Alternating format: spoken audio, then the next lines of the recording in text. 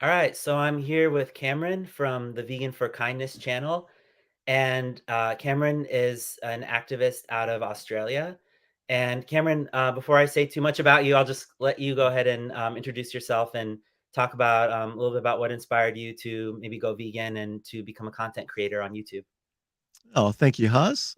Good to be here, mate. Yeah, so it's very simple. The reason I'm doing this is simply just for the animals. At the end of the day, um, when you see the struggles that they go through on a daily basis, pretty much every second of every day, you can't.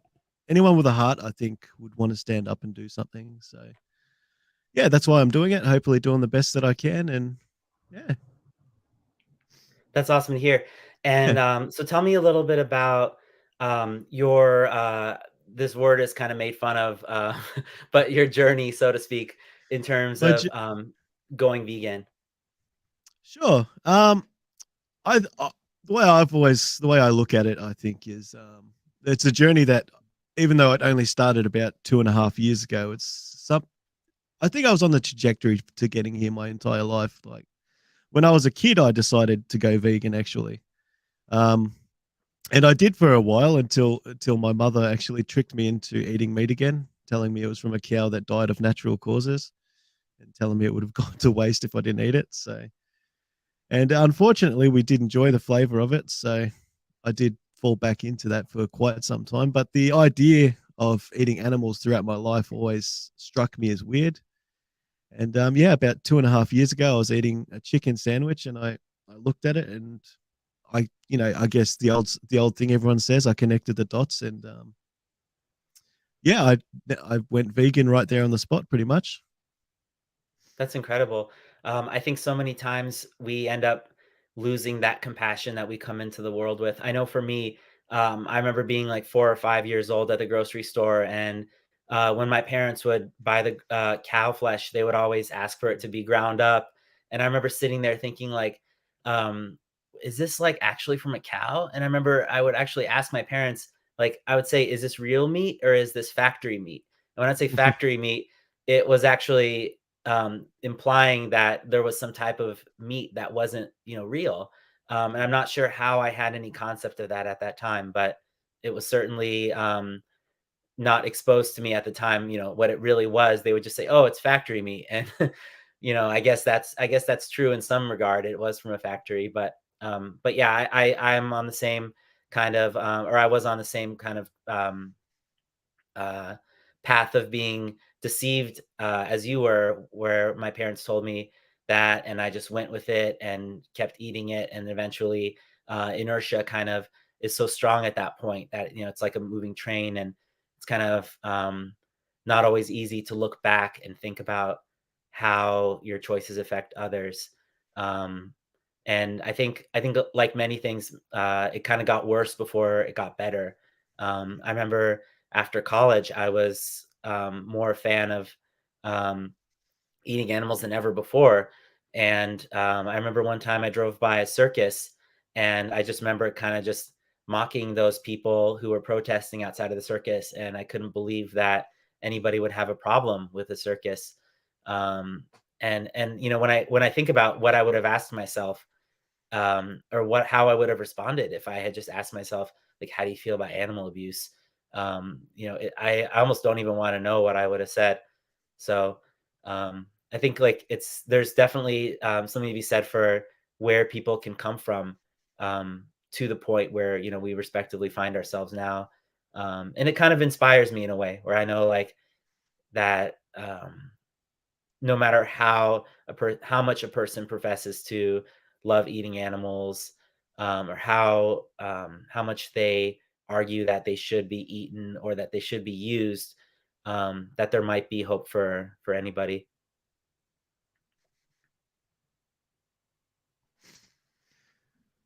Oh, sorry. Yep. Yeah, I think there's definitely hope for people. I think we just have to target the right people, though, don't we?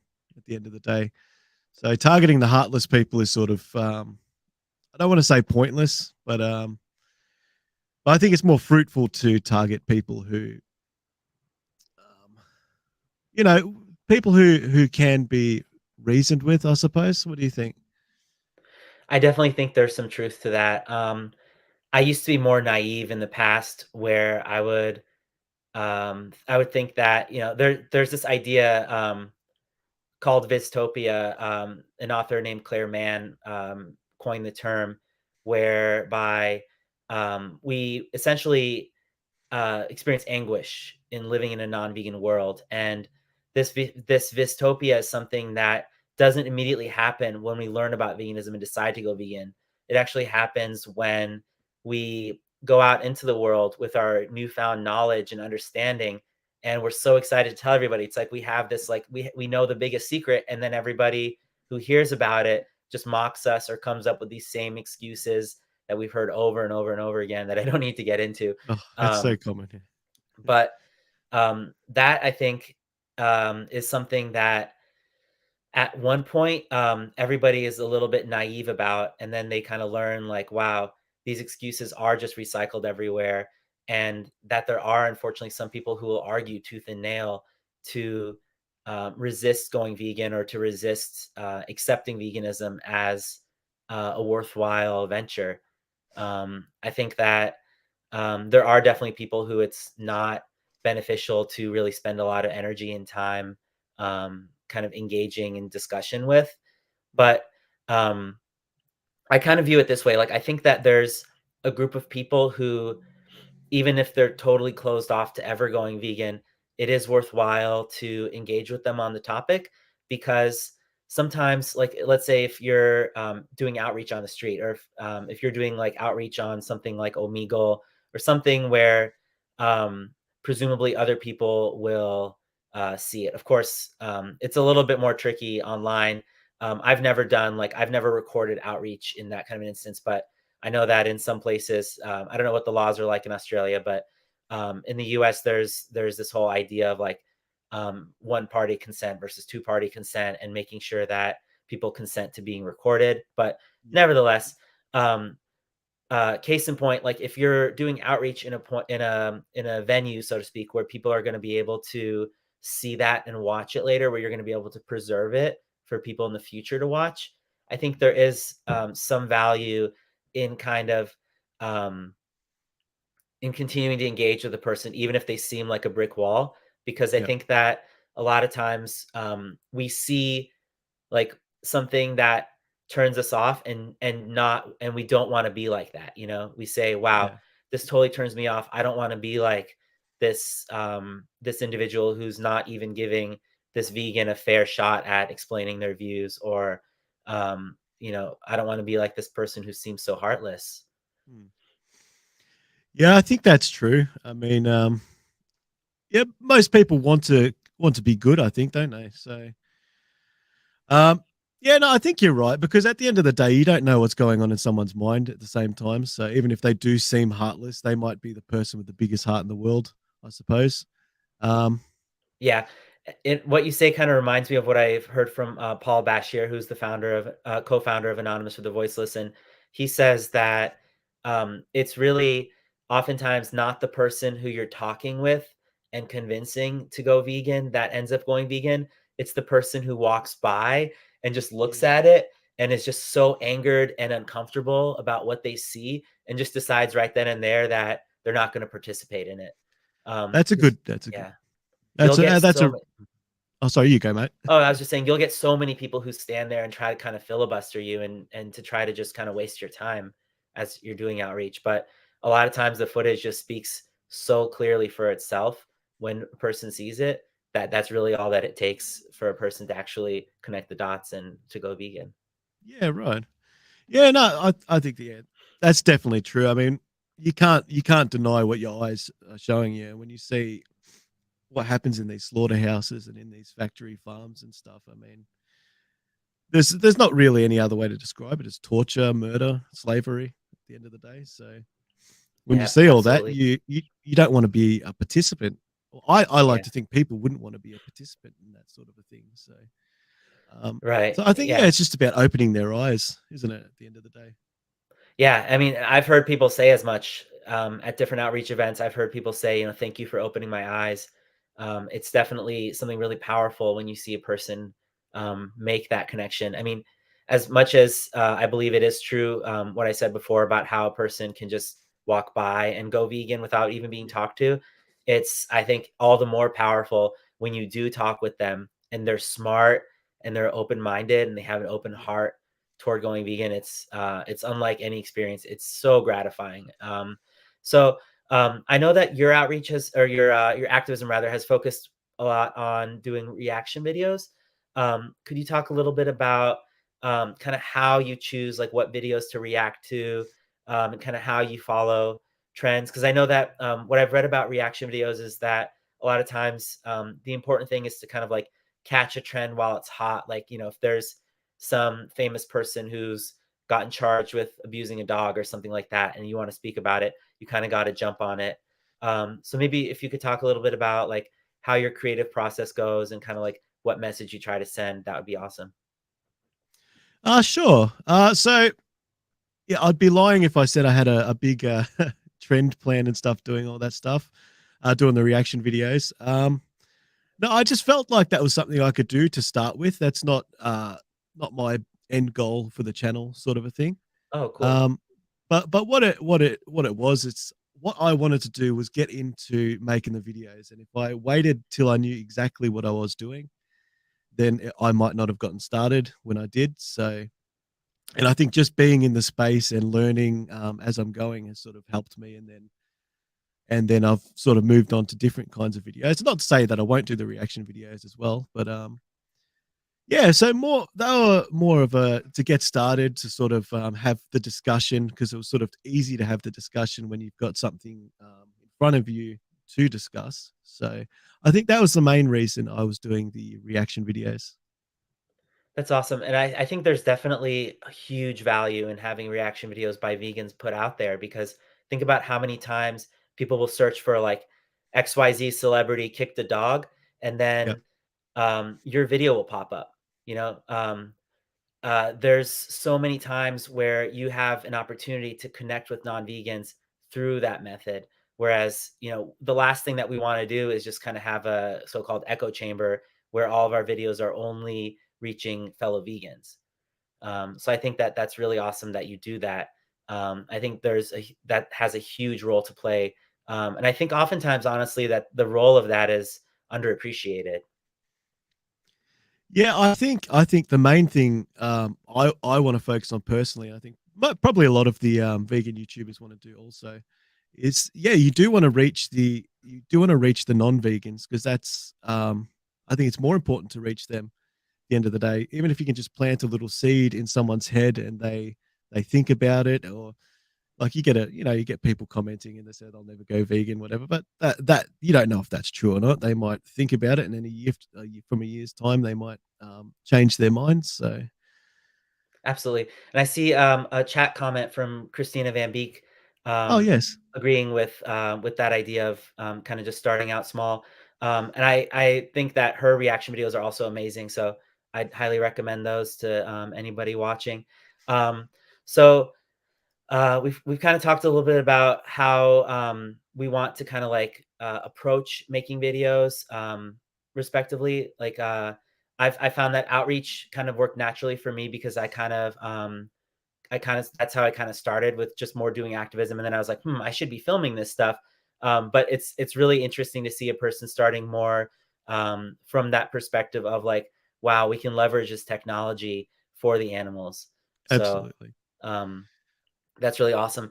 I kind of wanted to talk about how we might measure the impact of our activism. Like, do you use a lot of like different analytics and things like that, or do you go by kind of like um, just how many views a video gets, or how do you kind of hope to or plan to kind of like get a good idea of the impact that your work has had or will have? Yeah, that's a really good question. Actually, something that I still think I need to figure out myself. But I suppose at the time being, it's the views that I'm getting. Um, Because yeah, it is hard to it's hard to tell, like, because not everybody's gonna come and say something, they're not gonna comment and whatnot, so it's hard to say. I'd like to learn more about figuring that out, actually. Yeah. And I mean, I think, you know, ultimately the views are the kind of overall overarching indicator. I know as we'd been chatting before going live, but I'd mentioned that with the shorts that I started releasing, I saw my views really increase a lot that way. Um, I think that like you just kind of have to, in this day and age, adapt to how people just have such short attention spans when they're Yeah, scrolling through. exactly. Um, the long form videos I think can be really great too. And I mean, what I've been doing, as I told you, I'm currently in an area where I'm not able to do a whole lot of on the street outreach due to just being in a small town. So I've just been kind of like harvesting, for the lack of a better word, small snippets from a lot of the longer form videos that I had kind of already in the bank. And then hopefully I'll kind of be on a cycle of making more long form videos again soon. Um, Another thing I think is really great in any kind of instance where you're not able to really do a lot of on the street outreach is utilizing stock footage. I know that there's a good deal of that in your videos too. So maybe this would be a good time to kind of talk a little about your series of videos that you make that don't have you reacting to something, but are more like kind of cinematically produced. If you want to say a little bit about that series, that'd be awesome. Sure. Yeah. So yeah, there's the Why Vegan series, which I think I think you said mentioned. Um, I think it's something that I think it's easier for people to sort of listen to because just looking at me sitting in front of a camera might not be the most entertaining thing in the world, sort of a thing. So if I want to sort of try and find a way to convince non-vegans to make that jump, but somehow we've got to keep their attention at the same time and get all the points that we can across across while doing that. So I've got other ideas moving forward as well. If you want to discuss that later Oh in the yeah, video sure. or whatever. Oh yeah, Um, no, but feel free, but yeah, please. pretty much it's just about getting people's attention, making sure that the video is watchable, and yeah, and getting your point across. I suppose. I hope that I worded that all right. I'd say so. Did you want to get into kind of how you hope that series evolves, or if you had kind of any plans for any kind of other more cinematic, for lack of a better word, types of productions? Yeah, so the series will it'll just keep going until I've run out of things to talk about, pretty much, or if I come up with something better to do, obviously. Um, yeah, so it's pretty much just gonna go through all the hypocrisies and all the reasons. Obviously, the reason why vegan. Um, yeah, all the reasons why people should go vegan. So I started off with ethics, and I think I moved on to hypocrisy in the second one, and I'll figure out what the other one is going to be next, which I'll start working on soon. Actually, I think. Yeah, and one thing I want to say about that series, and I just want to say, hey, to Reasonable Vegan, who's hopefully still watching, howdy. Hey, reasonable me. Hey, Um, Christina. the interesting thing that I found about that was that you didn't pivot to, like, let's say, environment, or you didn't pivot to health. Um, you pivoted to something that's almost like very tangential to ethics. And I mean, I had never made the I mean, I guess I knew that I didn't want to be a hypocrite, and that going vegan was a way to avoid hypocrisy. But I think that it's incredible that you made a whole video about that. A lot of times you'll hear people come from a perspective of environment, health, animal rights, or ethics in general. But I think it was really kind of a creative, unique thing that you did, where you came at it from hypocrisy. Where I almost had to kind of like, in watching the two videos, I had to kind of like use my thinking cap and be like, okay, so he's still talking about something kind of pertaining to animals, but it's not as overtly about ethics per se, and it's more about like our own kind of moral compass and how we perceive ourselves.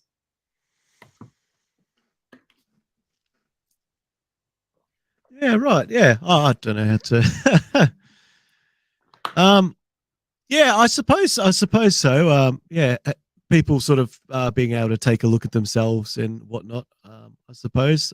Maybe I didn't get the ethics part down right as well as I thought I did. I don't know. No, no, no. And I didn't mean to imply that. What I'm more No, getting oh, at so is yeah, that I was saying like you covered the ethics, and then you kind of your second video was more. I guess what I meant to say is that I never really made that distinction in my mind about um, hypocrisy kind of being like honestly a separate issue than ethics. right, And I yeah, think okay, you laid that out really beautifully. Where as a viewer who already espouses the beliefs that you were asserting, it helped me kind of parse those out in my mind and say like, okay, these are both about animals. Um, but one is more on ethics and one is about the kind of like hypocrisy of and hypocrisy and really disconnect, I think is something that you really covered well in that video, like the disconnect of um saying you love animals and then buying these neatly packaged items at the grocery store. yeah, yeah. So yeah, yes. So that one was definitely more, yeah, based on the hypocrisy and yeah, I suppose like we as people we love to say how much we love animals and whatnot. Some people will go to a farm and stuff and pat the same animals that they'll later go and eat and whatnot, and also Yeah, I like mean, our I've pets and stuff like dogs and yeah. stuff. You know, no, there's very few people who would even dare consider eating a dog. I mean, there's some places where that does happen, obviously, but for the most part, it would be, yeah, you wouldn't put up with it, would you? Or people wouldn't put up with that. Right. I mean, I've even heard of people having like a quote unquote pet pig and then also still eating pigs. And I've heard that I've too. heard Yeah, of people who have rescue farm like sanctuary type places where they still eat the very animals, not the ones who are in sanctuary there, but they'll still go to the store and buy the very animal, like the same species of members of the same species that they are taking care of. that's Um, crazy. Yeah. yeah. I see that we have a question here from Reasonably Vegan. If a Oh yes. non-vegan was going to do one vegan thing, what do you think is best? Cut dairy, cut eggs, cut meat, cut fur. If only one, which is most important? Um, I would say that that would depend on where their contributions are going the most. Um, I'm my initial I mean, I guess, yeah, it really depends on how much they're, spending on any one of those categories. Of course, with dairy, I think that, as vegans, we have this understanding that it really is the meat industry, and it's kind of just this, like, prolonged, um, instance of enslavement. Like I know with the cow, or I guess not, they're not all cows, but with bovines, steers, bulls, heifers, cows, who are raised for their flesh to be harvested by people, quote unquote. Uh, it's often less than a year into their life when they're killed, whereas with the cows who are milked, they'll often be milked until they're age 4 or 5, or maybe even up to 6 years of age before they're then killed. And um, there's so many times when they have their baby stolen from them repeatedly, and the whole process of having them be impregnated is terrible. And I think there's also the shameful thing that we often forget, which is the semen collection from the bull. I mean, they're not just sexually violating females, but also male bovines. Um, so I think if we were just going to ask a non-vegan to cut one thing, I mean, ideally, I'd like for them to cut everything, but if they were just gonna do one vegan thing, I'm really not sure. Like with fur, for example, I think that it's not every day that a person buys like a fur coat. And as far as, what is more unnecessary between a fur coat and like a cone of ice cream, I would say they're pretty much equally unnecessary. So yeah, I'd probably say that they would be, um, I really don't know. I wouldn't advocate in that kind of a way, but I suppose it's kind of like, a little bit like a hostage situation, where there's this non-vegan who's in this building with a bunch of animals in it, and we're just trying to negotiate with them, and say like, let these hostages out first. Let's see what Christina said here. I think fur and leather would be lower on the list. Most people only minimally consume those things. Consume those. Cutting any of the animal food products would be more effective since those are daily choices. Yeah, yeah. That's kind of I think what I was saying as well, with regard to like the amount of money somebody's putting into it. Um, yeah. What do you think, Cameron? Yeah, so that would definitely be something I definitely want to think about moving forward. But off the top of my head, I'd probably go with the meat because I think once you cut that, because that's the big thing, eating the flesh from their bodies. So once you've given that up, I think it's probably easier for people to start giving up the rest of the stuff, isn't it? Because people have such an attachment to the flesh for some reason that they find it difficult to let go of. So I think the meat, and I think there would have to be some sort of less incentives to do the other like things like dairy and stuff if there was no cow's meat. Like I know we're only talking about a singular person, but just say everybody decided to stop eating meat, then what are they going to do with the cows Yeah, who are I producing milk at the end of the day? Then it sort of becomes less profitable for them, and we want to kill that money stream for them somehow. So I'd probably go with the meat, yeah. but you might have a counter to that. I'm not sure. Well, not a counter, but I guess maybe a reinforcement of what you said, because I think there is something to be said. What you said kind of reminds me of Debug Your Brain's video that he made a little while ago, where he was talking about one of the biggest impediments to people going vegan actually being the social perception of being like the quote unquote animal rights person. You know what I mean? Like among one's social environment. And I think that while I don't ever advocate for people to become like lacto-ovo vegetarians, I think that there is something to be said for a person being kind of like an outsider to some degree and kind of like feeling out what it's like to be the vegetarian in the group. Um, Mm. that being said, I think a lot of times people can get complacent there. Um, and of course, we can't ever justify the rights violations in which they're still engaged when they are just lacto-ovo vegetarians. Um, I think maybe let's see what Turning Veganese said. The correct answer is cutting. Correct answer is cutting one of those things would not be a vegan thing to do. The non-vegan would still be. Yeah, of course. Yeah, I mean, and that's ultimately that's the correct answer. That's the ideal, I would say. Since veganism is Absolutely. essentially a non-action, we're just kind of like refraining from doing these egregious acts. Yeah. But I think like maybe if we just think of it in terms of like a person is if we think about the different money streams that they're investing into, eating fishes, eating cow secretions, eating eggs, eating flesh, um, what I would say would be the best thing, like from like some kind of utilitarian perspective, would be probably just whatever they're spending the most money on. Um, Yeah. I think one problem that we can run into with people going vegetarian, if cutting out flesh is what they do, is that they can become kind of pompous. Like I've seen a lot of instances where at things like Cubes of Truth, a vegetarian will walk by and say, "Oh, I'm vegetarian already. I'm on your side." And I've had to be like, "Wait, hold up! Like you're actually exactly our target market."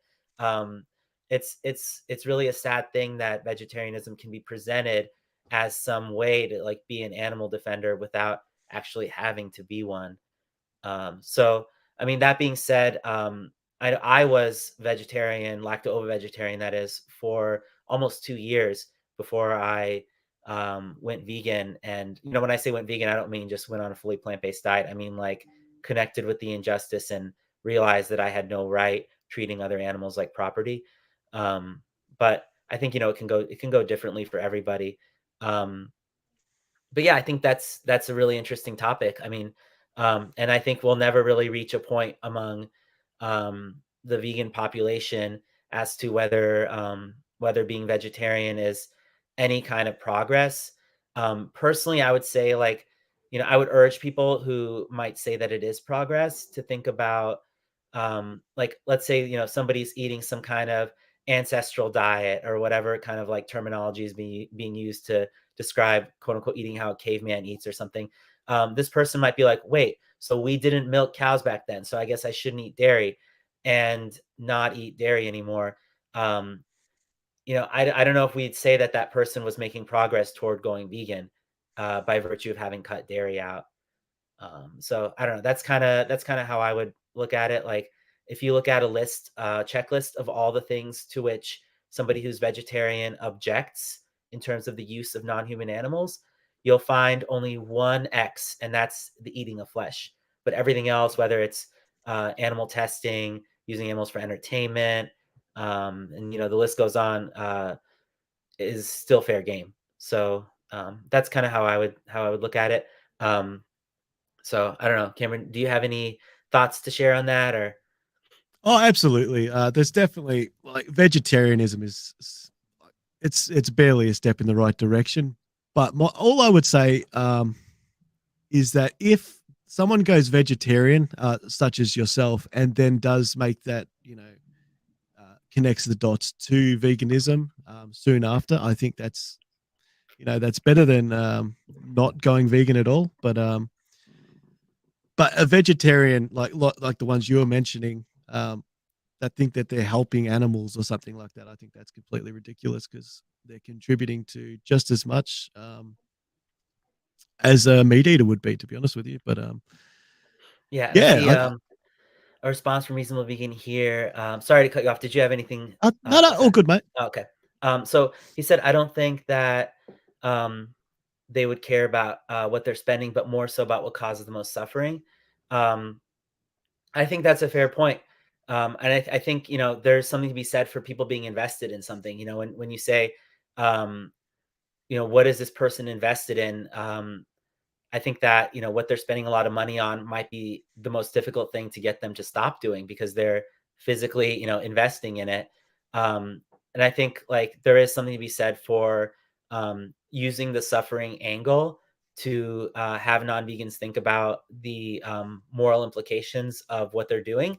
Um, what I've personally found to be more effective is rather than talking so much about suffering, is to talk about the hypocrisy in continuing to live in a non-vegan way. What I found is that when I would take an angle of more like getting people to confront this amount of suffering that non-human animals who are being farmed are subject to, people would get really sad. They would kind of be like, "Oh, I'm never eating meat again," and maybe for a month they wouldn't. Maybe for longer they wouldn't. Especially if they kind of really liked me. Um, they might say like, "Oh, like this would make Haas sad if I did this," and like I kind of feel like closer to him when I'm not doing this kind of behavior, stuff like that. But ultimately, it was kind of like more part of like this um, how to say, like almost like a fund, like a guilt fund that a person had within them. And as long as they kind of behaved more virtuously in some degrees, whether that's like, recycling or whatever, things like that, that could kind of like make up for that amount of suffering that they would otherwise budget in or budget out, depending on whether they were engaged in animal cruelty for a given week.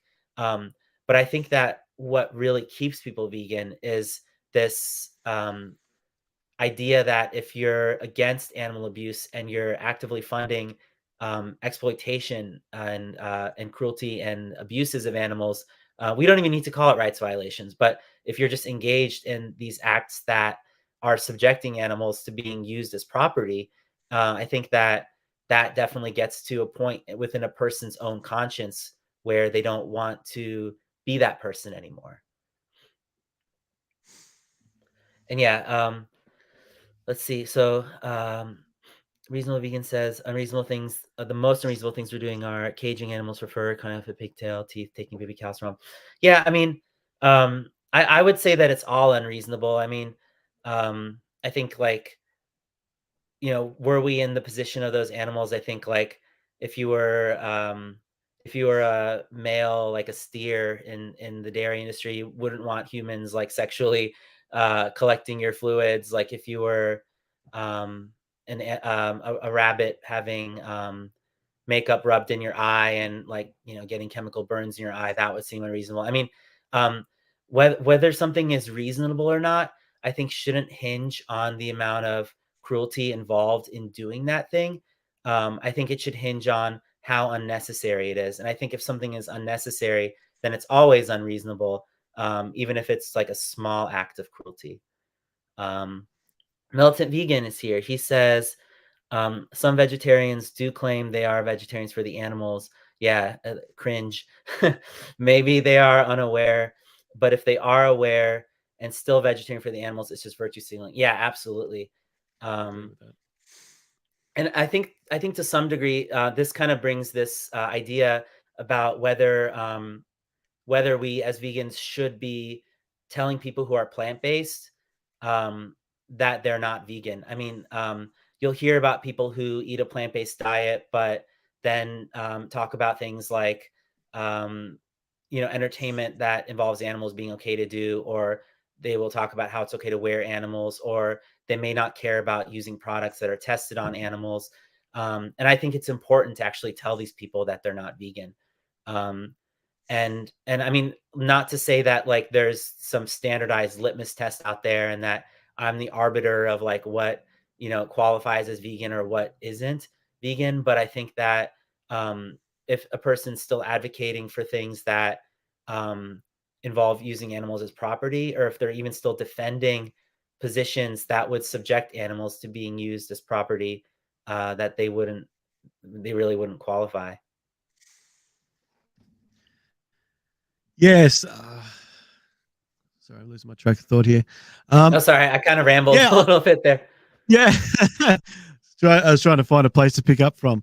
Um, yeah, so we were talking about suffering, right? I think that's what Reasonable Vegan was saying before. So I'll pick up from there if that's all right.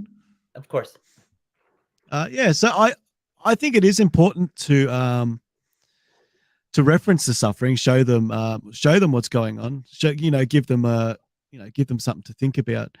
But then you want to follow up with the hypocrisy and stuff like what you were saying before, because we've got to hold people accountable for what they are doing, whether they're vegetarians, whether they're carnists, whether they're whatever.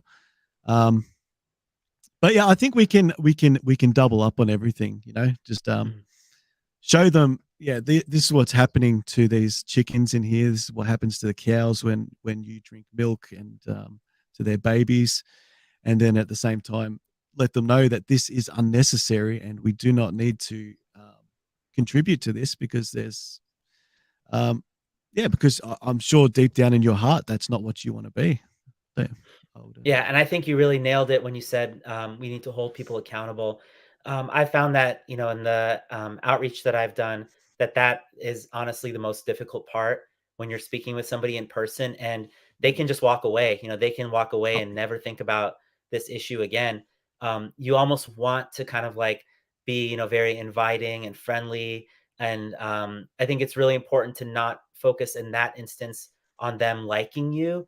And it's important to focus on like um, really holding the injustices that are happening to animals in the forefront of the conversation, and asking that person if they're okay being an individual who's still contributing to those things.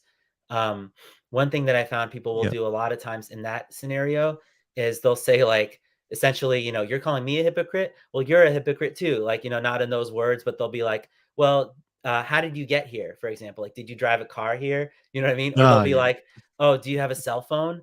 Or they'll ask you something like that, where they try to kind of like say if this person's engaged in any kind of unethical Yeah. actions, if they're contributing to anything that could possibly be unethical, then they're a hypocrite. And then they kind of like paint you on the same level as themselves.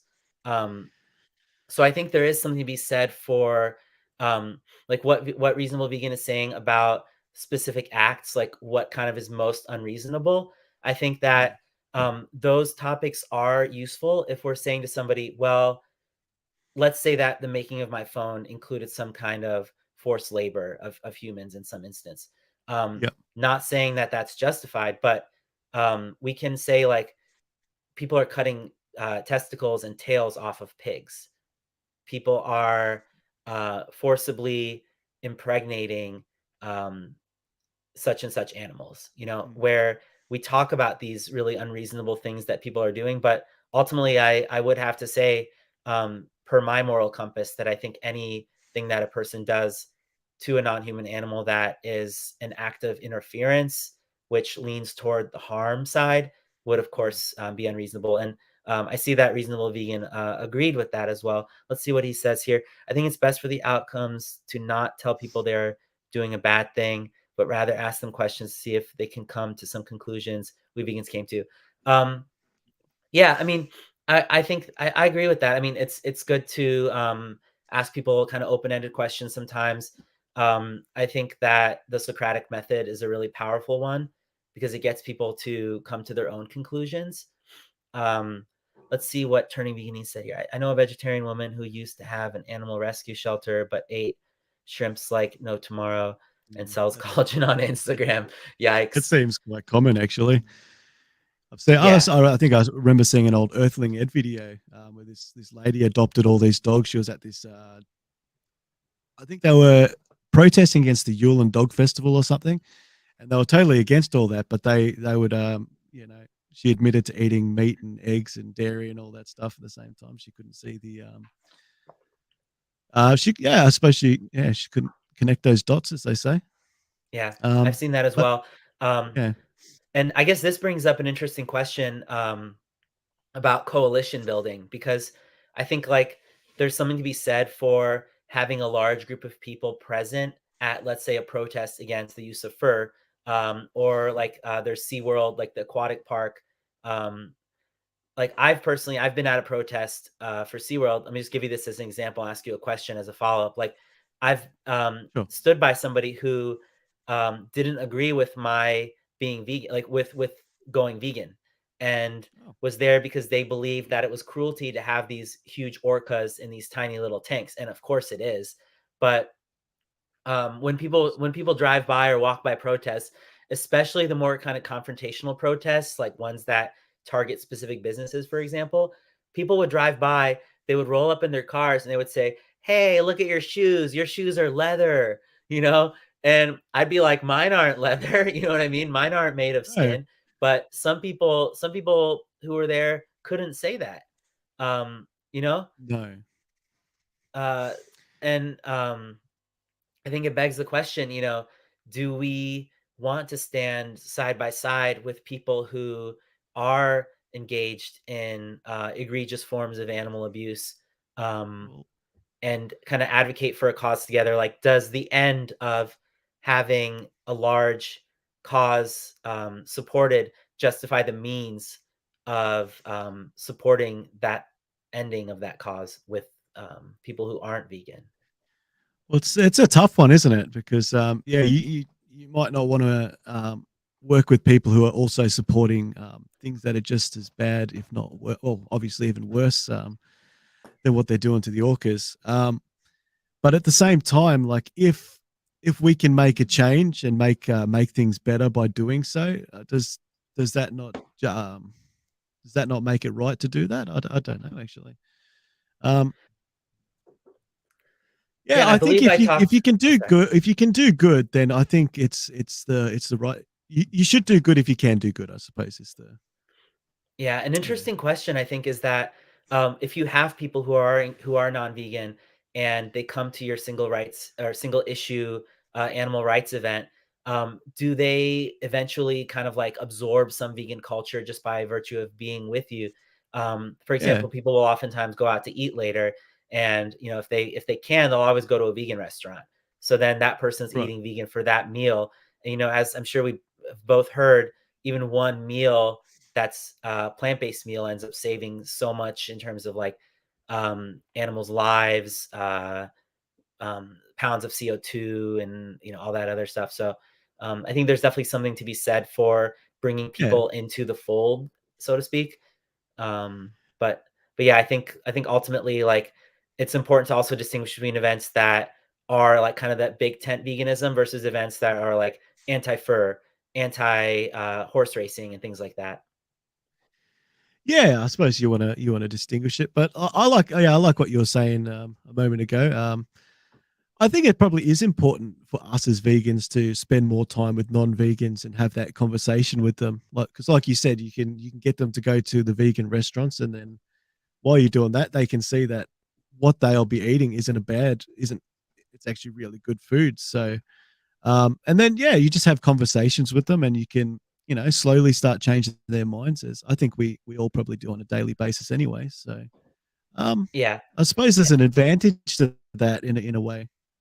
Yeah, and, to Carson or to Reasonable Vegan's point, I think that there's something to be said for, um, not telling people directly that they're doing a bad thing. Like, one thing that I found was that, um, for example, when talking to somebody who tells me they're vegetarian, it's not always effective to just kinda jump at the throat of, the dairy issue immediately.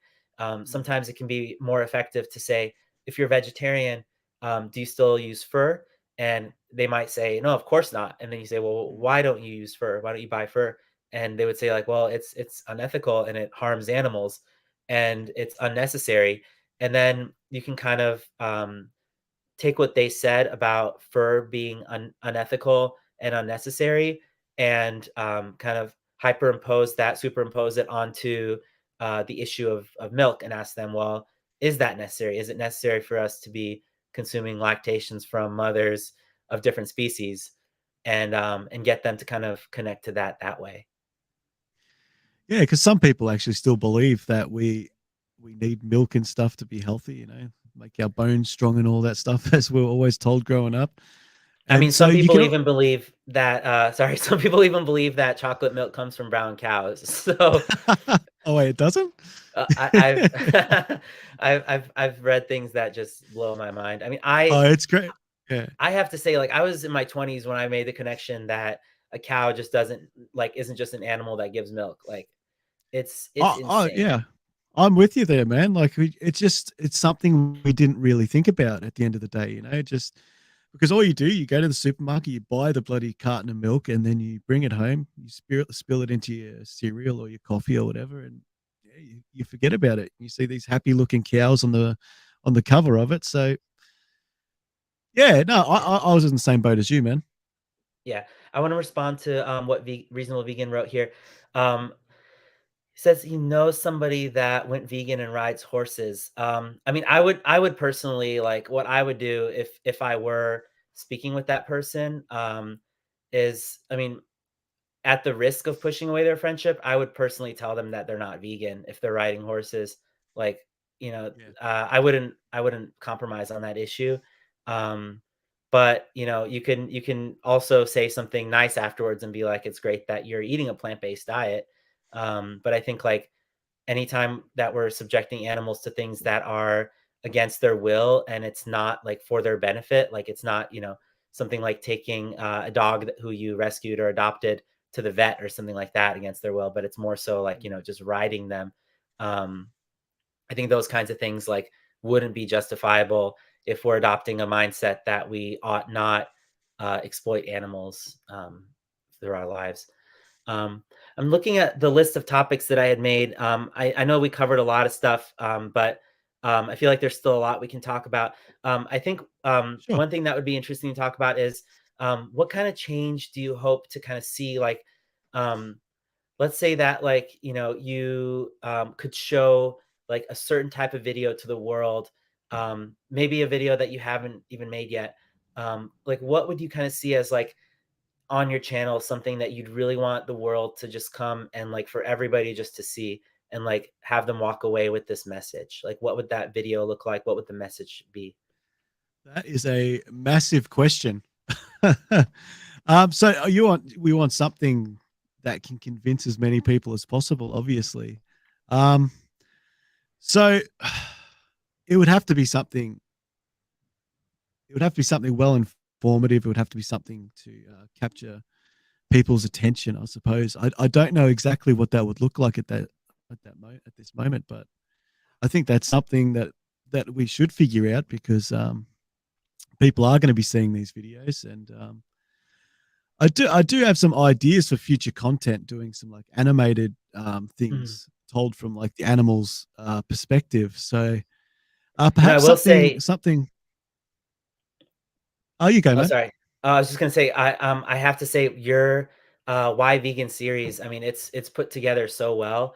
Like I think that like if people saw that kind of content, it's moving. It's like it kind of reminds me of, I don't know if you've heard of the YouTube channel called The Vegan Activist. It's a channel that was quite active a while ago, and then kind of went inactive. And I think the Oh, what was creator the there name of is the channel again? kind of Sorry. back to it. It's just called The Vegan Activist. The vegan activists. Okay. Yeah, Yeah. and So, oh, sorry. I was gonna say a lot of his old videos are kind of like the things that you make where it's like it's beautifully narrated, very kind of cinematic. Yeah. Um, Right. and like I think that there's also great value in the videos that you have actually like showing the horrific abuses that happen to animals, because I think a lot of times, it's not even necessary to talk about what horrible things people do to animals, if we can just show them. If we can get Exactly somebody in right. And front of it a screen it and see doesn't it. it doesn't feel like because you're not actually speaking to them about it. You're not explaining it to them. They're just literally seeing it. And I think that's an important thing. Like if they're looking at it with their own eyes and you're not explaining it, I think it has a very different kind of an impact, don't you? Like, Absolutely. yeah. And I mean, that just speaks to what I was saying earlier about how a lot of times the people who go vegan are the people who just walk by, see the footage at some kind of Yes. video or outreach event, just shake their heads, like maybe gag inside, shudder, and then just leave and just decide, like, it's really not that hard for me to avoid contributing to these industries anymore. Like, I can just go vegan. Absolutely. I think if I had seen that footage, because I haven't seen, I didn't see any of the footage up until recently. Actually, I didn't watch any of the footage before I went vegan. I sort of just connected the dots myself. But I think if I'd seen that footage years and years ago, passing by at one of your talks or something like that, I think I would have been one of those people for sure. So Yeah. I do completely agree with what you're saying. That's great.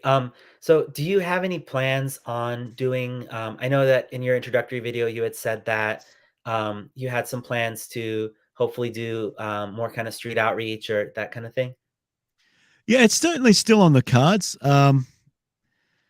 I'm still not sure how I'd go about that. That's something I'm going to have to find some people and have a conversation with them about, I think, moving forward. But it is certainly something I want to do if I do it part of a group or because I'm considering a lot of things like working in sanctuaries or something like that. Just something where because I think what we all want to do is contribute as much as we can in our day to day lives. So, Yeah. yeah, certainly the outreach, or if I can, I might come up with my own sort of way of doing outreach. It depends what I think at the time is the most effective way to get the message across. Yeah. Oh, thank And you, Turning Veganese. yeah, it really is a great series. With And thanks Reasonable Reasonable Vegan. Vegan for your But commentary as you're all well. legends. I think that there is really kind of like a very low threshold for all sorts of different kinds of activism. Like when I say threshold, I mean like number of people needed to participate in it. Right. For example, like if you think about a vigil, where you go and witness animals being like trucked in to slaughter, you could do that just on your own. Um, Presumably you would have to kind of make sure that you were allowed to be on the property of the slaughterhouse. But that notwithstanding, should be pretty low in terms of like a threshold of people required. Another thing that I've seen people do pretty much in groups of like one or even two people is disrupt uh, places where animals are being served. Their bodies are being served.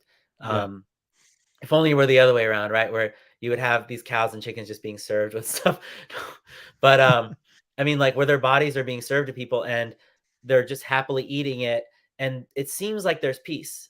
There's relative Yeah. content among the people, but of course that's not the positive peace that we want to see. That's kind of the lack of conflict, but not the presence of justice. But I digress.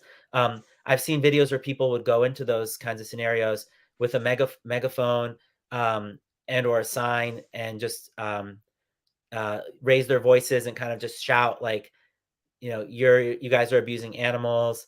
The only way not to be an animal abuser is to be vegan. Um, I have to say that I haven't seen the best response to those forms of vegan animal rights activism. Um, I don't have any statistics on hand to say whether they're effective or not. Um, Yeah. but what I found to be most effective, anecdotally speaking, of course, is something where I'm open to talking to people. So I'm there, I'm putting myself out there. And at the same time, there's some kind of visual aid or something that people can look at that just weirds them out enough, that just kind of seems a little bit strange to them. So, Yeah. for example, this can be a um, a person wearing a cow outfit or something like that. You know, just something where it's just like this is a little bit of like an eye catcher. Mm. There's this idea in sales of attention, interest, desire, sale. So and a lot of times, vegan outreach is kind of like making a sales pitch, where initially you want the person's attention, you want to catch their interest, you want to stoke their desire, and then you want to kind of pose the question. So like, what's stopping you from going vegan? Um, One thing that I've used in the past is just like a little iPad holder or a TV stand, just something playing footage. And I've kind of Yeah. stood or sat around that and just waited for people to come up to it and say, like, is this about veganism? Or they'll say, a lot of times they'll be like, is this a PETA thing? Um, they'll kind of like they'll gravitate toward you if they're kind of in a position to start wanting to start talking about it. One thing that I have planned that I'm excited for is something regarding the egg industry, where I really want to talk to people about how I think it's unethical to blend up day old chicks. And one of the ways that I hope to do this is actually by taking a little personal like handheld blender and putting a little baby chick, like a toy of a baby chick in Yeah. it, and saying, would you take a free carton of eggs if it meant that you had to press this button? Um, so yeah, I think that there's all sorts of different ways that we can kind of get people to talk about the issue of veganism in their everyday lives.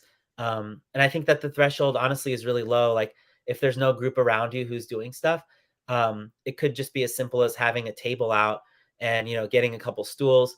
Like I have this setup that I can fit in the back of my little mini SUV, where it's more like a hatchback, honestly. But Yeah. it's just like a couple folding stools, a folding table, a TV stand, a flat screen TV, and just my camera equipment, basically. And this is something that I don't even need somebody else to film for me when I do this.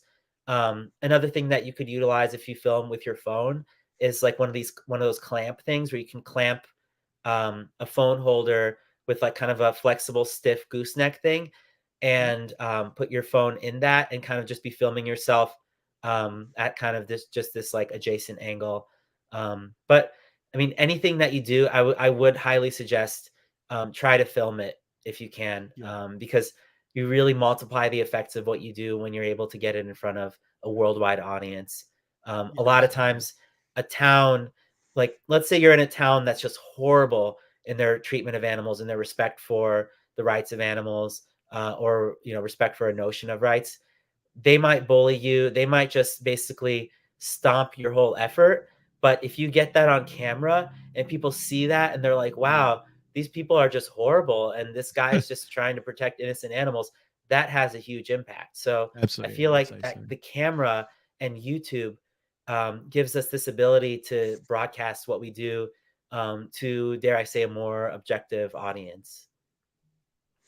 Yeah, I completely agree with that. I need to get out there and do that, I think. But yeah, I really like the idea with the TV actually because it combines both because you were talking about the more extreme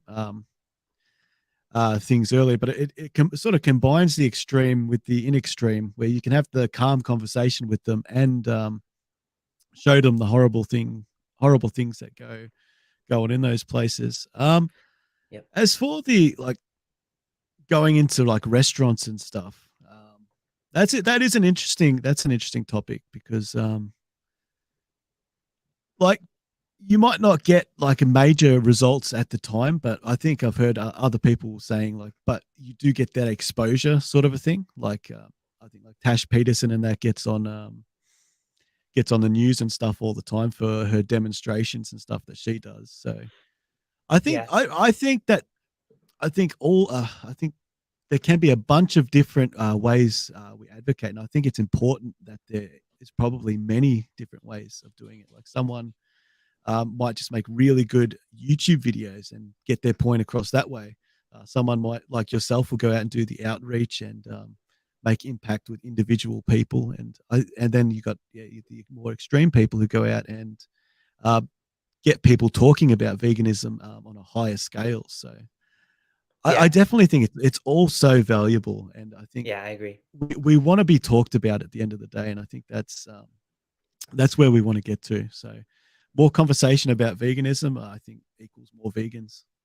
Yeah, I agree wholeheartedly. And I mean, um, I know from having been a stage host on Discord in the past, a lot of the people who would come up to ask a question during the stages would be people who would just ask about that vegan teacher, and they would ask Yeah. um, about whether we support her or whether we agree with her on this or that. Um, Mm. and the funny thing is, like, you can tell in a lot of these instances that um, just hearing about her is what caused them to want to talk to somebody about veganism. And like, a lot of times people would come and just look for consensus and just look for people to say like, oh yeah, she's the worst or something like that, but a lot of times what I would do is I would just say, what is she saying? Like, what is she saying about animals, or what is she saying about veganism? What is she saying about these issues? And they would say like, oh, well, she says like, eating animals is wrong, McDonald's. And I'm like, well, what do you think about that?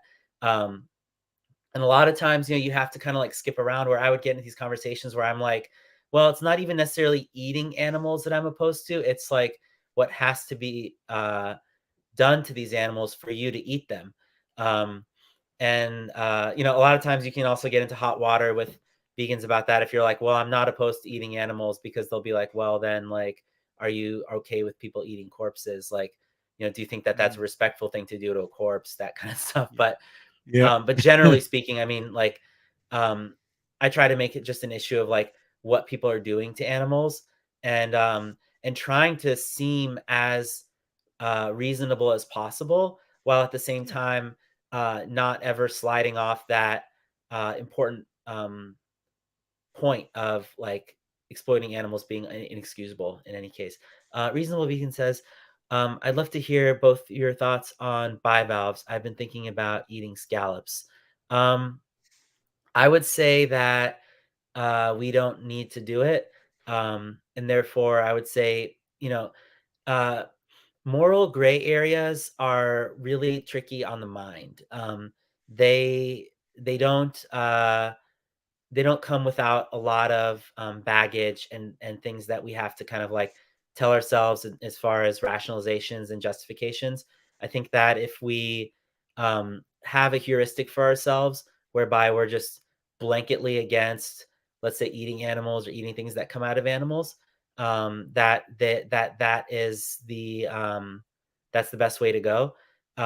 If for nothing else, to just make it a simple heuristic. Now, as far as bivalves go, I mean, um, we don't know whether they're sentient, and a lot of times the tests that scientists will be engaged in order to test for sentience are cruel, and they're kind of through the lens of an oppressor. So it's oftentimes, I think, important to remember that as humans, we are the oppressors. A test comes to mind, for example, where people were subjecting pigs to gas chambers for 10 seconds, and then seeing if that pig would go back into the gas chamber after having been exposed to carbon dioxide in that gas chamber. And when the pig wouldn't go into the gas chamber to retrieve food after they had been previously gassed in there, people were like, oh, it means that they must feel pain, as if it wasn't enough of a demonstration that they feel pain to see them thrashing around and screaming. Um, so I don't know. I would personally um, say that like I wouldn't consider it a vegan thing to do for one. Like, I know that may sound puritanical, but I would say that it still involves exploiting an animal. Um, Similarly to like if we found out that insects, for example, aren't sentient, even though we know that at least the vast majority of them are definitively. We could then say, oh well, we can start wearing silk. We can start farming cockroaches or what have you for protein and things like that. But um, I think that it still promotes this mentality that um, quote unquote lesser life forms within the animal kingdom are ours to dominate and to exclude from moral consideration. So I think it's important to keep that in mind. A book that I think is really good at touching on this mentality that it requires to consume animals and to essentially to herd them, HERD, is called The World Peace Diet by Dr. Will Tuttle. He gets into how if basically to boil it down, if a person is still exploiting animals, then they're still basically being exploited because they're still um, being essentially used by this hierarchical system as a pawn to reinforce the status quo and to reinforce our position as humans among the animal kingdom as dominators. And it's kind of this like might makes right argument at the end of the day. That's how I would look at it anyway. Yeah, I think I'd have a similar stance. I mean, I don't know if scallops or any of those creatures do feel pain or not, but the fact that they are more, that they can, they they seem alive, they do move and whatnot. So I would personally not eat them. I don't have a massive opinion on the subject, though, if I'm honest with you, but I'd have to do a bit more research, I think. Sure, and I mean, I think Pros and okay. Yeah, I think that also this kind of touches on the welfarist issue a little bit, where if we had, let's say, pigs who could be genetically engineered to not feel pain, then by virtue of being okay with eating supposedly non-sentient animals, um, it would justify eating them. I mean, if we could genetically, and I guess like I would challenge a person who would hold that view and ask like, um, would you be fine with eating, killing, or doing whatever acts to humans if non-sentient humans could be engineered? Um, mm, if they're still intelligent but they're just like unable to feel pain. I mean, let's say somebody has diabetic neuropathy and they don't feel their sensory nerves are shot in their hand. I still wouldn't take a hammer to their hand. You know what I mean? Like, even if they no, don't have any motor function, sensory function in their hand, like I wouldn't want um to end the life inside their cells. I wouldn't want to be responsible for necrotizing their cells. And in the case of a bivalve, we're still killing the physiological processes within their cells, necrotizing those cells. I wouldn't consider that a vegan thing to do. I mean, we're still stealing the life from them. Um, like I said, for me, it's a very simple heuristic to just say to myself, member of animal kingdom, not food, and it's an easy way to live. I don't have to over intellectualize or philosophize about it. I don't have to ever have a doubt about whether I am contributing to beings being unnecessarily abused and killed, um, and having their consciousness, have this horrible seed of karma, as I view it in my belief system, being put out there. Um, so I would just say, if you have that easy heuristic, it just makes life really easy.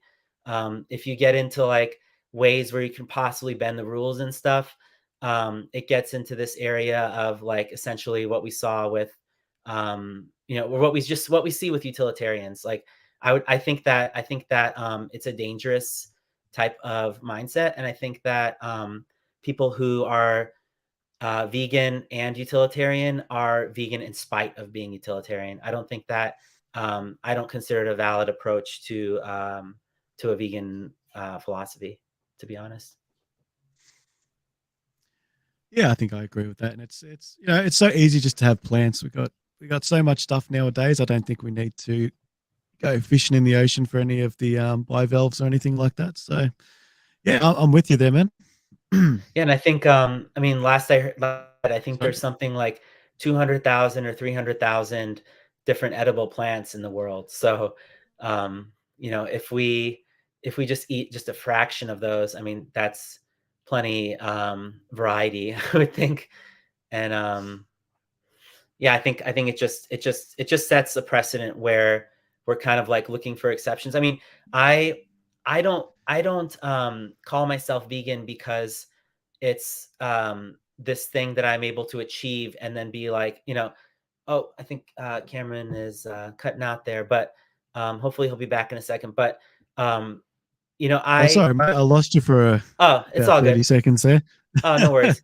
So I was just kind of saying, like, I don't think of veganism as this kind of like thing to aspire towards and then to be able to say I'm vegan.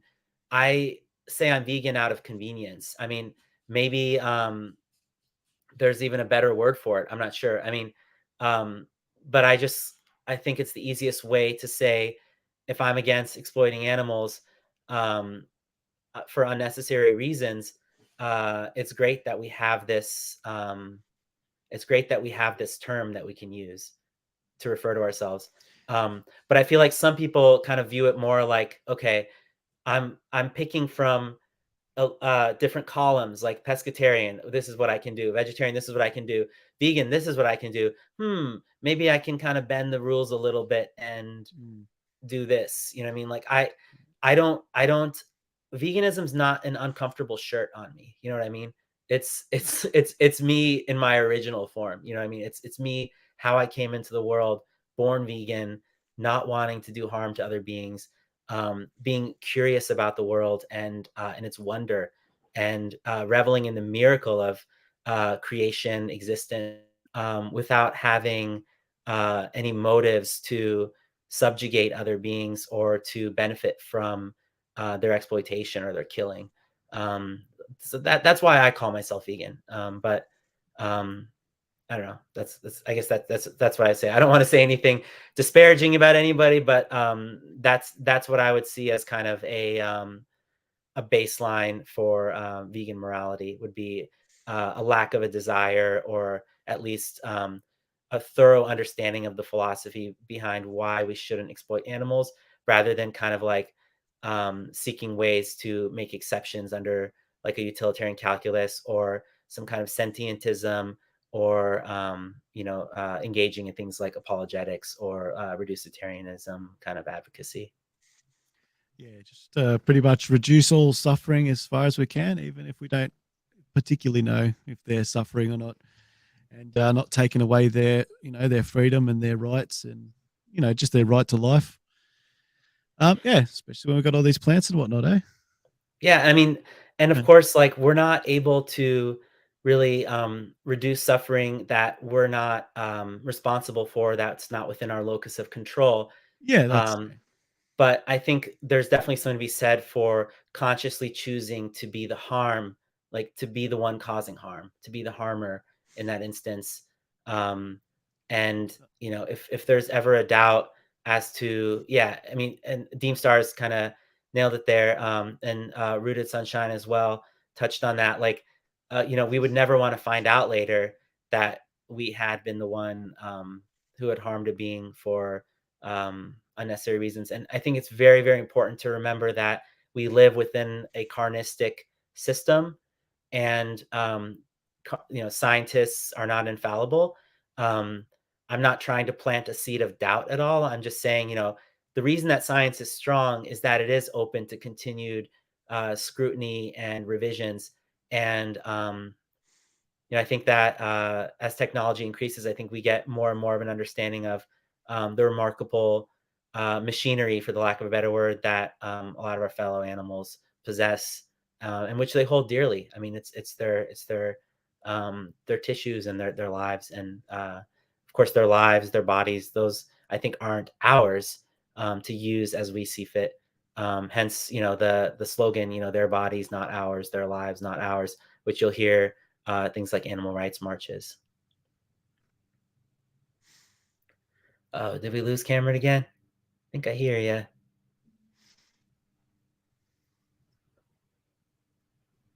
Dun, dun, dun. Oh, wait, I see him. Cameron, you there?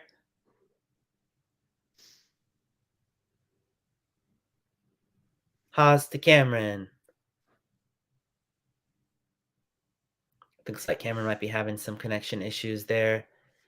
We'll give him a sec. Does anyone in the comments have any questions or anything while we're waiting for Cameron? I keep losing you. Oh, wait. I couldn't. Okay. I think I missed a lot. Okay. Oh, it came back for a second and we lost you again. This is what happens when we have two live streamers from literally opposite sides of the planet, me being in the US and Cameron being in Australia. So this is kind of the nature of the live stream. But let's see if Cameron comes back because I see him totally having disappeared here. So if we hold on just a tick here, maybe he'll come back because I think last time, oh, I think we totally lost him now. All right. Well, um, thanks everybody for watching. I really enjoyed this talk with Cameron. It's too bad that we're not going to be able um, to kind of close this out together. But while I'm here, if anybody has any questions or anything that they want to ask or any comments, I'd be happy to respond in any way that I can. Still kind of hoping that Cameron might pop up here in the StreamYard studio, but I think that might have been the kind of final nail in the coffin, so to speak, from these technical difficulties here. Okay, well, looks like we don't have any other questions, but I'm grateful to everybody who's stayed on here, and thanks for your questions. It's really good that we're able to kind of share different ideas and to. Oh, there's a question from Luke. What do you think is the most effective form of individual activism? I would say, personally, anything with video. So whether that's online activism where you're sending people a video to watch and talk to you about, or whether you're out on the streets and showing people videos. Um, I think the out on the streets thing is particularly effective because you're able to then also make a video of yourself showing people a video and talking to people about that. That's kind of what I've gravitated towards the most myself. I think Cameron raised a good point when he was here about how the video outreach in person is kind of this nice blend between the quote unquote more extreme activism, like the more disruptive activism, and something that's very kind of like non-extreme. So I think like if you can do something like that where you're out in public with a screen, showing people footage and just hanging out at a table and talking to them and then recording a video and putting it on YouTube, I think while that sounds like a lot of effort, I think that is a really effective form of activism. But really anything where you can have conversations with people, I think there's also something to be said for creating new activists. So if you're engaged in a conversation with people and oh, Cameron's back here. Let's get him back in. Sorry about that, buddy. Hey, Having a no bit of worries. issues. No worries. It keeps cutting out. Yeah, it's all But good. I was sad that I would have to end it without you coming back, but I'm glad that you're able to finish this out with me. I was just taking a question in the meantime. I don't know if you can see this question from Luke here about what we think would be the most effective form of individual activism. That's a really good question, actually. I suppose it's got to be the form that reaches the most people, right? With the most effective outcome. What do you think about like if we can make viral videos and stuff, getting online, making viral videos, maybe of street activisms or of some demonstrations that people are doing, letting people see what's going on in all these horrendous places, like factory farms and slaughterhouses, and letting sorry, and letting people know that it's not just the suffering that matters; it is the actual rights violations and the taking of the life of the individual. Yeah, But I think you really um said a lot of good stuff there. I think the approaches of like Joey Carbstrong, for example, Earthling Ed, I think the fact that they have these kind of hard hitting conversations where they talk to people yeah, about morality, and get people to really question their individual belief systems, I think is really valuable. Um, what I found with these things is that they're kind of really conducive to shorts form kind of videos. Um, I don't know if y'all have heard of Jamie's Corner, um, but this lady makes anonymous for the voiceless videos as well, but they're kind of very short form and very very well produced. And I think that combining things like humor and personality into this can also be effective. Of course, AV does want to convey a very somber attitude because it's a very serious thing that's happening to the animals, which you want to take seriously. But I think if we're able to make it very kind of cinematic and engaging for people. Yeah, Christina Cena. Yeah, Jamie's Corner is awesome. I think that it can be a very effective way to show people that like we can be like journalists in our own right. We can go cover these events while participating in them. And I think that's a really empowering thing to do. I do want to address this question from Christina and Cameron. I'd of course love to hear your thoughts on that as well. Um, how to get non-activist vegans to become activists? How to make it seem less intimidating to them? Um, that's a really tough one. It's really really tough because essentially you're essentially like recruiting. You're in a recruitment mode where you're saying like who can I essentially radicalize in a way? Who can I get to um, speak up and kind of stand out from all the different blades of grass? Who can I get to kind of poke out a little bit and essentially kind of paint a target on their back in terms of like a person who's insufferable to be around? It's not easy. um, so I think one of the things that I found is taking non-activist vegans to vigils. Um, I think that once a person who is vegan but maybe isn't as active in promoting the vegan messages sees animals trucked into their deaths, it kind of gives you a little bit more. It gives you another little kind of like badge on your kind of like vegan vest. And yeah, and I mean, this is a long time struggle. She says that the Vegan Student Association has over 100 members, and I can count on one hand how many of them are activists. Yeah, um, what I think it is important to remember is that um, it is absolutely important to gatekeep and distinguish what is vegan and what is plant based, or what is vegan and what is exploitative to animals. But I don't think that we should be so concerned with who's doing activism and who's not doing activism per se. Um, I think one of the things that has been most effective for me is just thinking about what I can do. And she says she invited them to a vigil last month. No one wanted to come. Yeah, I can see that. I can see that also happening. Um, but I think one thing that's really effective is just to go for it, like to go for different forms of activism, to be really brave about it, put yourself out there on the street, maybe go and interview people or go find a protest and interview the public's reactions around it. Um, by virtue of knowing you and hopefully caring about you as your friends, some people will be inspired to kind of join you on those things. You might find that like one or two really, really cherishable friends step up to the plate and join you with that activism, and you can kind of start a little micro revolution yourselves. Of course, it's really, really, really critical to keep our own egos in check and realize, we're always doing this for the animals. But there's nothing wrong with being a little bit of a rock star in your own right, in your own community, and really kind of like taking a stand and trying to make a massive difference on your own accord. Just so long as you're always remembering that there are animals who we really need to serve with our activism, and just to speak as much from their perspective, giving them as much of the benefit of the doubt as we possibly can, no matter what we're told, as long as they're fellow members of the animal kingdom. Yeah, I think I agree with what you're saying to a great degree.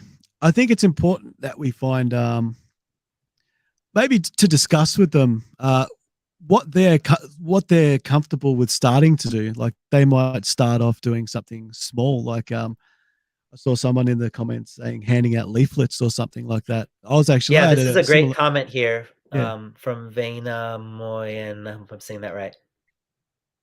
yeah, yeah, no, excellent comment.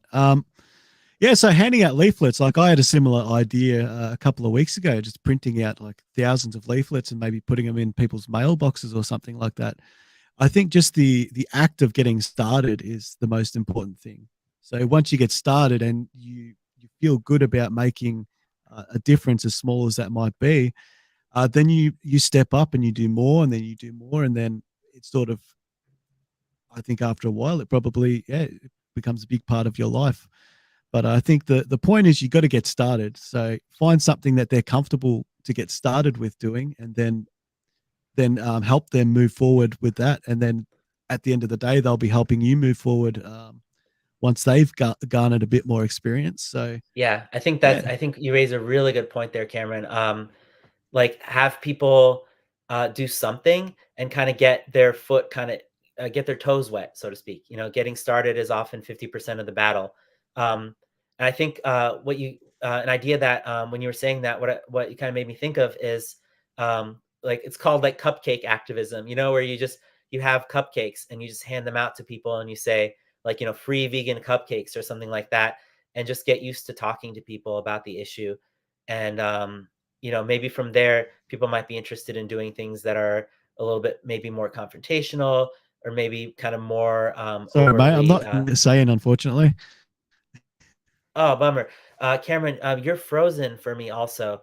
But can you hear me still? Looks like we're having a little technical difficulty here.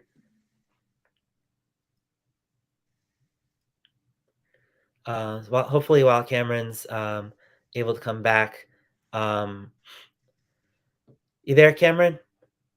I see movement. I hear breathing, but I don't think Cameron can hear me. Um, I'll speak to chalktivism. Um, of course, find out what your local laws and regulations are about chalking on public roads. But I think that something that can be really effective is just to write Watch Dominion or watchdominion.com. Um, you know, short and sweet messages. Oh, looks like we lost Cameron again, but hopefully he'll be back. And then we might want to just kind of wind this down after Cameron's able to come back and say anything that he wants to say, just because I hate the idea of not being able to close out this live stream that we did together with him. Um, I just want to kind of look at the different suggestions, maybe speak to those from Van Amoy, and I hope I'm saying that right. Handing out leaflets is actually how I first got started doing activism. Nowadays, I kind of want to know what I'm handing out more, and I kind of want to be able to talk to people a little bit more. A lot of times, you can kind of still talk to people while doing. Oh, Cameron's back. Let's get him back on. I'm so sorry, dude. I Hey, keep no worries.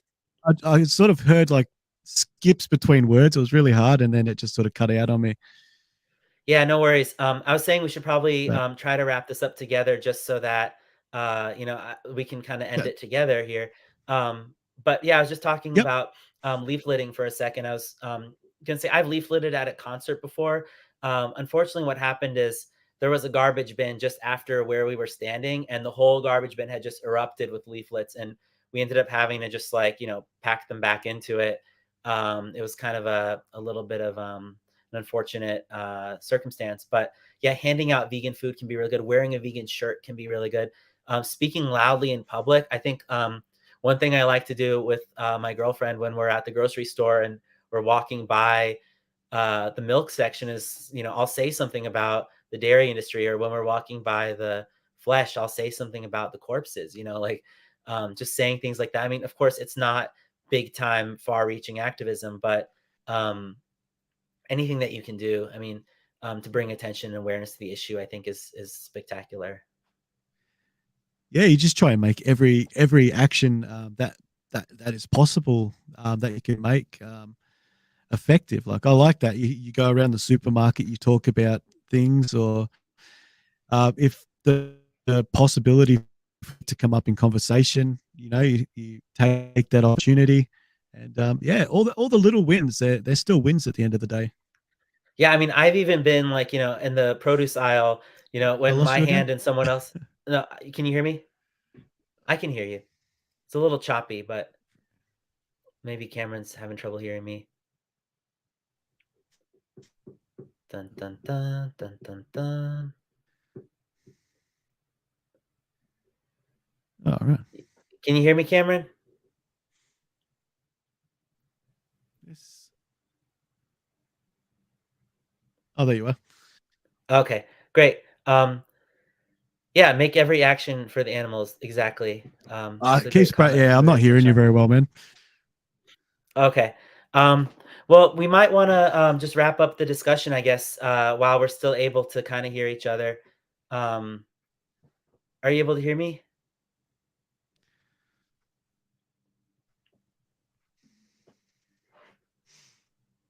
This is why we need fiber optic internet worldwide.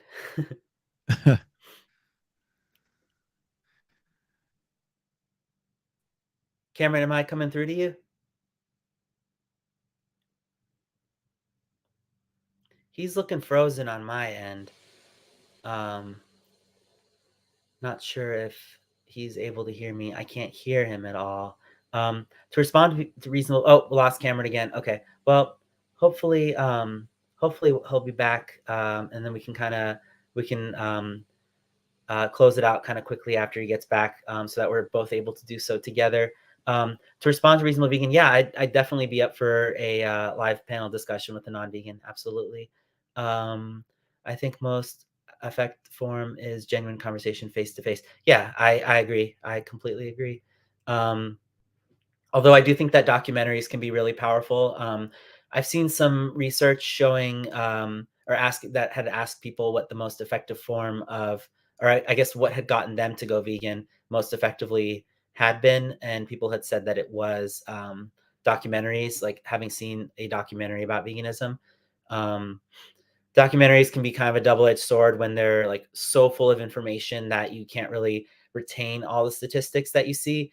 But at the same time, I think something like Earthlings or Dominion, that's just like so unavoidably brutal, and that kind of forces you to confront the reality of what's happening to those animals, is completely an amazing form of activism too. If anybody, oh yeah, Rooted Sunshine says scary movie screenings. Those are, I've heard of those, and those are very powerful. If anybody's not familiar with that, basically what that is people will put on a, like they'll advertise for a scary movie coming up. I've seen people do this around Halloween time too, where they'll be like, very, very scary movie screening, come if you dare, and things like that. And then they'll show people Dominion. Um, there's a YouTube channel run by Colburn.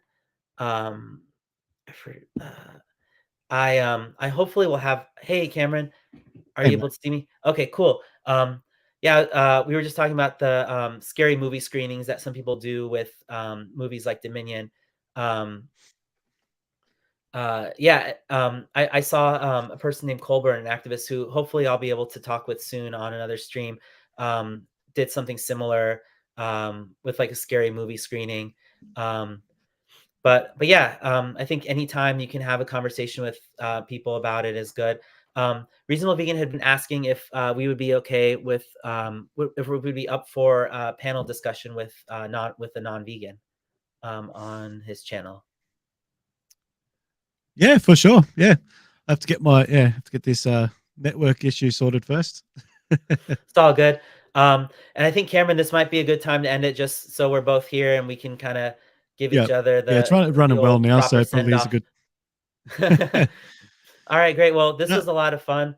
Um, it's really great to be able to connect with somebody so far across the world, and to be able to Oh, it's share been these amazing, man. ideas. Yeah, I really appreciate Thank it. you. Thank you so much for having me on, Haas. It's been an absolute pleasure, my friend. And thank you to everyone who's commented as well. You guys are all legends. And yeah, I hope to see you guys in plenty of future videos, eh?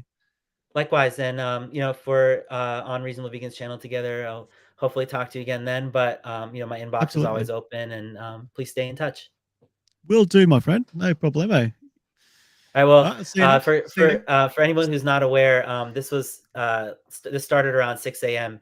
Cameron's time, so he's an absolute legend for getting up that early. This is more like 3 p.m. my time, so hats Yeah, off to yeah. Cameron, and Just over. thanks to everybody who watched, and hopefully we'll see you guys all around. Yep. See you All all right, next time. all right. Take care now. All right, Bye, peace all. out. Peace.